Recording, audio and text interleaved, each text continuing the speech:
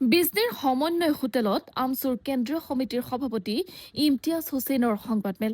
Social মিডিয়াত নবী হজৰত মহম্মদক লৈ কৰা কটু মন্তব্য ধৰ্মীয় সংখ্যালঘু লোকসকলক উচতাই ৰাজ্যৰ সামাজিক পৰিৱেশ বিনষ্ট কৰাৰ চেষ্টা চলাইছে একাংশ লোকে। এই লোকসকলৰ বিৰুদ্ধে সৰব হৈ সদৌ অসম সংখ্যালঘু ছাত্ৰ সন্থা আজি বিজনীৰ সমন্বয় হোটেলত এক সংবাদমেল সম্বোধন কৰে। সংবাদমেলত সভাপতিগৰাকীয়ে অভিযোগ কৰে যে একাংশ লোকে উদ্দেশ্য প্ৰণোদিতভাৱে ধৰ্মীয় অনুভূতিৰ ওপৰত আঘাত সানি অশান্তিৰ সৃষ্টি কৰিব বিচাৰিছে। এই সন্দৰ্ভত ইতিমধ্যে আমচুৰ তৰফৰ পৰা ৰাজ্যৰ বিভিন্ন প্ৰান্তৰ আৰক্ষী থানাত এজাহাৰ দাখিল কৰা হৈছিল। কিন্তু অতি পৰিতাপৰ বিষয় যে এজাহাৰ দাখিলৰ পাছতো আৰক্ষীয়ে অভিযুক্তসকলৰ বিৰুদ্ধে কোনো ধৰণৰ ব্যৱস্থা গ্ৰহণ কৰা নাই। আৰক্ষীৰ ভূমিকাক লৈ সংবাদমেলত তীব্ৰ ক্ষোভ প্ৰকাশ কৰে ইমতিয়াজ হুছেইনে। অনতিপলমে অভিযুক্তসকলক চিনাক্ত কৰি আইনৰ আওতালৈ অনাৰ বাবে প্ৰশাসনক দাবী উত্থাপন কৰে।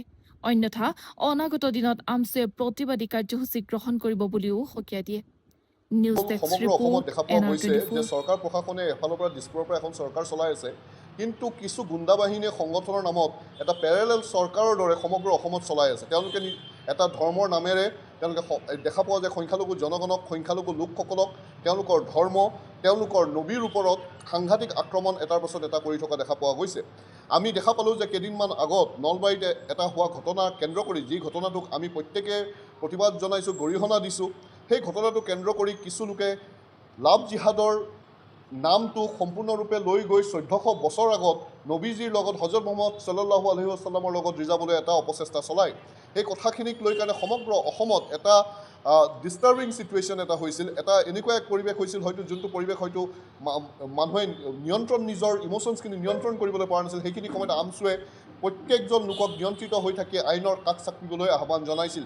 তাৰপিছত দেখা পোৱা গৈছে যে হজৰত মহম্মদ ছাল্লাল্লাহু আলাইহি ৱাছাল্লাম, যাক আমি প্ৰফেট মহম্মদ বুলি ক'লে বহুতে চিনি পায়, পিছ বি আপন হিম, তেওঁৰ ওপৰত আকৌ ফেচবুকৰ মাধ্যমেৰে বা অন্যান্য প্ৰচাৰ মাধ্যমৰ জৰিয়তে নানান তুচ্ছ তাচ্ছিল্য বক্তব্য তেওঁৰ বিৰুদ্ধে কৰা হৈছে, যি কথা মুছলিম ধৰ্মাৱলম্বী লোকে অসম নহয় অসমৰ বাহিৰতো সহ্য কৰিবলৈ পৰা নাই।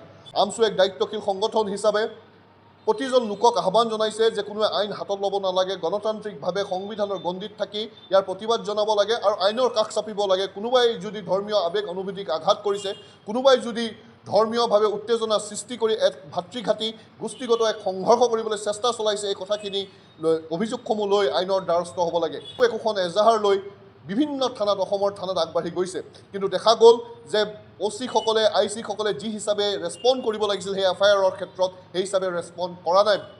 যদিহে আইনে নিজৰ কাম নকৰে, তেতিয়াহ'লে সংখ্যালঘু জনগণক নিয়ন্ত্ৰণ কৰা অসম্ভৱ হৈ পৰিব।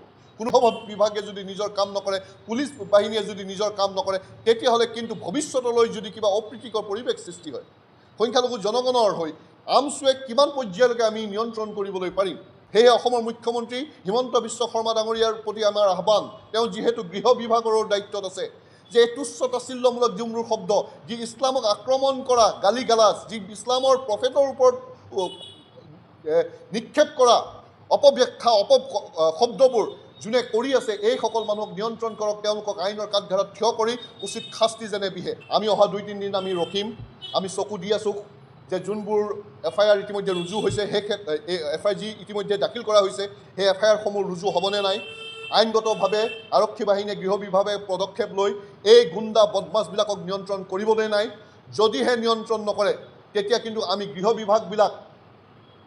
বিভাগ বা পুলিচ বাহিনীসকল আমি সম্পূৰ্ণ এই যি ক্ৰাইমৰ লগত তেওঁলোকে সমভাগী বুলি আমি ভাবি ল'বলৈ বাধ্য হ'ম। আৰু তাৰ পাছত আমি অহা সপ্তাহত, অহা বুধ বৃহস্পতিবাৰে যদিহে এই আমাৰ দাবীখিনি সম্পূৰ্ণ নহয়, দাবীখিনি মানি লোৱা নহয়, যদিহে FIR-সমূহ ৰুজু কৰি তেওঁলোকৰ ওপৰত আইনগত ব্যৱস্থা লোৱা নহয়, তেতিয়াহ'লে সমগ্ৰ অসম জুৰি আমি গণতান্ত্ৰিক আন্দোলন লোৱা ইতিমধ্যে আমি সিদ্ধান্ত গ্ৰহণ কৰিছোঁ।